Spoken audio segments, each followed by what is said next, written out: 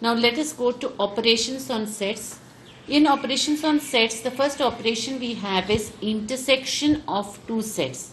Now the intersection of two sets, say suppose we are talking about set A and set B. The intersection of two sets, set A and set B, is the set of common elements in sets A and B. So whatever elements are common to set A and set B, they form the intersection of the two sets. We have seen intersection of two lines also. What is that? When two lines intersect or meet at a point, right? That is meeting. So here also two sets, they meet, or that is what is common. In the two lines, what happens? A point is common to both the lines. Here we are talking about the common elements in both the sets.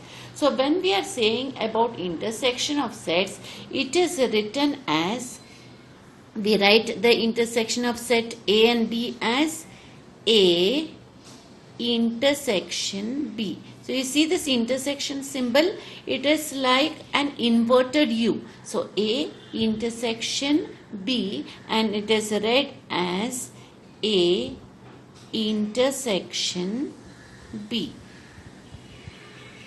It means that the common elements in set A and set B. Now A intersection B is a set of all x such that x belongs to A and x belongs to B. What is the meaning of this?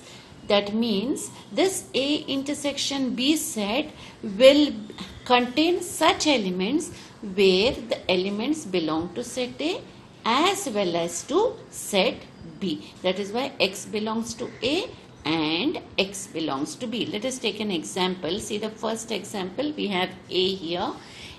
The set A consists of the elements A, B, C, D, E, F and G. Now if set B consists of the elements A, C, E, G, H and I. Now what happens here?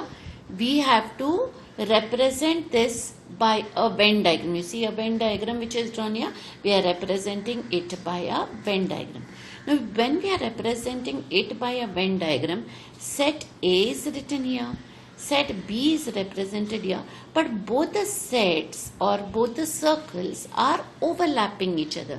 Now why are they overlapping each other? Because there is a region which is common to set A and set B, and that region will consist of the elements which are common to set A and set B. Like say suppose this element A is present in A and in B. This element C is present in A as well as in B.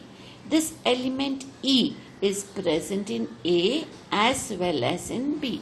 Also G is present in set A and set B. So these are the common elements which are present in set A and set B. So which region will they occupy?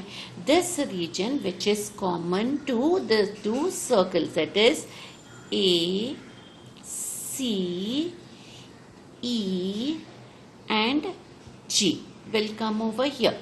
Now what are the remaining elements in set A which are not underlined? They are B, D and F. So that will still remain here, B, D and F. So they remain in the part of set A which is not overlapping. This part is not overlapping. So here I have written B, D and F. Same thing happens in set B. There are certain elements which are not common to both set A and set B. Which are those elements? H and I. So I write that here. That is H and I.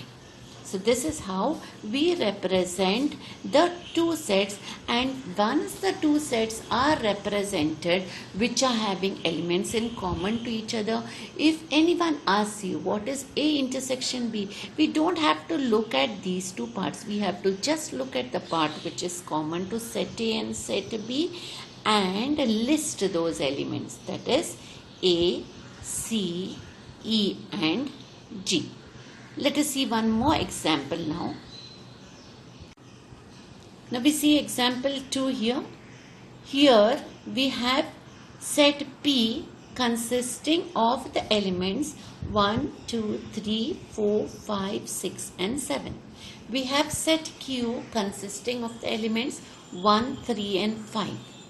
Okay. Now you look at these elements which are in set Q. We notice that all these elements of set Q are present in set P. 1 is here, okay, 3 is here and 5 is here. So all these three elements 1, 3 and 5 are also present in set P. So what can we say about set Q and set P? That set Q is a subset of set P. So when I draw the Venn diagram of these sets P and Q, how do I draw? Set Q becomes a part of set P because all the elements of set Q are in set P, or set Q is a subset of set P. So I have set P as a bigger circle, set Q as a smaller circle. Inside set Q I have the elements 1, 3 and 5, and then I look at set P and see which are the remaining elements. They are 2, 4, 6 and 7. How did I get the remaining elements? By looking at the elements in set P which are not underlined, that is 2, 4, 6 and 7. So I have to write it in this outer part. That will be 2, 4, 6 and 7. So this is how set P and set Q are represented with a Venn diagram when set Q is a subset of set P. Now let us go back to the topic here. We are talking about intersection of set. So what will be the intersection of set P and set Q here? Since set Q is a subset of set P, P intersection Q will be this set itself, that is set Q. That is, I can write here P intersection Q will be the set Q. Why? Because the elements of set Q are these 1, 3, 5. But P also has the same elements. So if that is the elements only which are common between set P and set Q, then what is P intersection Q? It will be the set Q. So when one set is a subset of the other, if I want to find the intersection between the two sets, then the set which is a subset of the other is the intersection of the two sets. Here, since the set Q is a subset of set P, so P intersection Q is equal to Q.